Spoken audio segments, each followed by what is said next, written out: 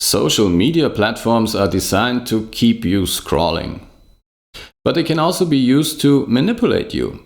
This video exposes common tactics used to control your thoughts and your behavior and your actions online.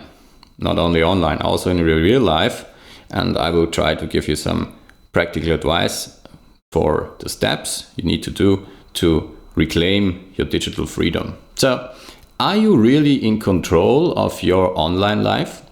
Or are you being manipulated? Social media platforms use subtle tactics to keep you scrolling and influence your thoughts.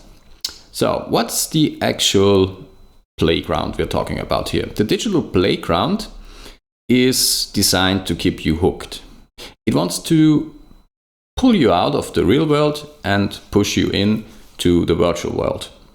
And it wants you to spend as much time as possible in the virtual world so it can manipulate you.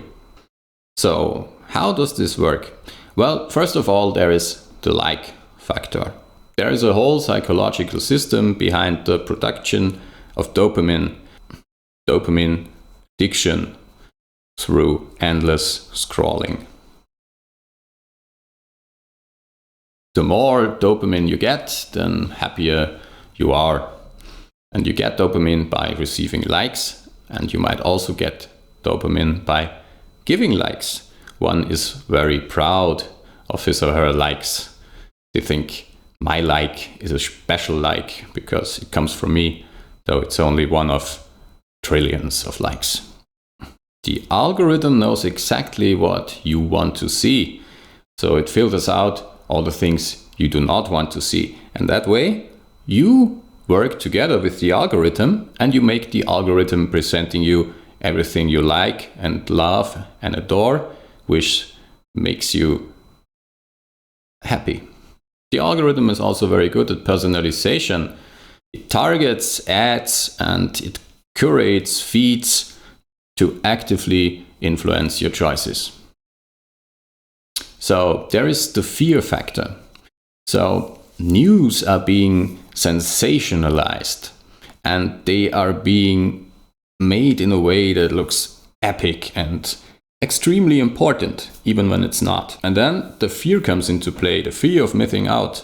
It also plays with your emotions. It may show you something really bad that excites you in a very cruel way. I've just been talking about positive and negative feed in the algorithm, but such a negative feed can be also a positive feed for the algorithm if it makes you feel something. And that is what the algorithm tries to achieve the most, triggering emotions, because it's emotions that keeps you scrolling endlessly. There's also an echo chamber effect. The algorithm knows exactly what you like, and it will try to reinforce your existing beliefs. It will also create bubbles, and it will catch you inside these tiny bubbles. So that way you are running around like this, you only see what you want to see, and all the things you don't want to see, they do not exist in your virtual reality. But of course, they still exist in the physical world. So what can you do to reclaim your digital freedom? You need to take the control back over your profiles. One important thing is time management. Try to set your boundaries on how much time you spend on the screen and try to break the circle of addiction. So each time you pick your phone up, ask yourself, do I really need to turn it on now? Haven't I just been holding this thing in my hands a couple of minutes ago? If so, put it back. You also need to curate your content and do not let the algorithm all the work. Because what you consume and how you diversify information is your task. If you want to do some digital detox, some serious digital detox, you need to disconnect from the net for a couple of days. It is a very, very hard thing to do. I didn't even manage to be offline for 24 hours, except when I'm on long distance flights. But not even then. First thing I would do in transit is turn off my phone and see if something important happened, which mostly did not. If you see some weird news, you better check if they're real. There's so much bullshit, so much fake news around the web. One has always to double check before believing something. Also, try to avoid any articles or videos that do obvious clickbaiting. You know, when a thumbnail or a headline is just begging you to click it, then it's mostly bullshit. Also, try to lower your expectations when it comes to what you see on the online world and how the actual real world is. What you see on the internet, on social media, is the very, very most beautiful side of life, or the very, very dramatic or whatever. But it's not the average lifestyle, it's not the average situations. So lower your expectations on your own world and on your own life experience, because most certainly will not match what you see on influencers' profiles.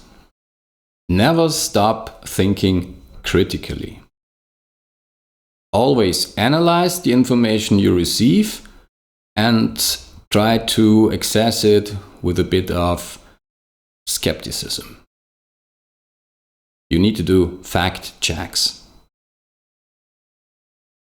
Learn how to verify information from serious resources and try to avoid receiving any misinformation. Try to understand how social media platforms influence you and try to avoid being the victim. And that's it for today. If you want to see me again, please hit subscribe. You can also give the video a like. And if you want to support me, you can buy me a coffee. The link to do so is in the description below. And that's it for today. Here are some other videos you could watch. Thank you for listening.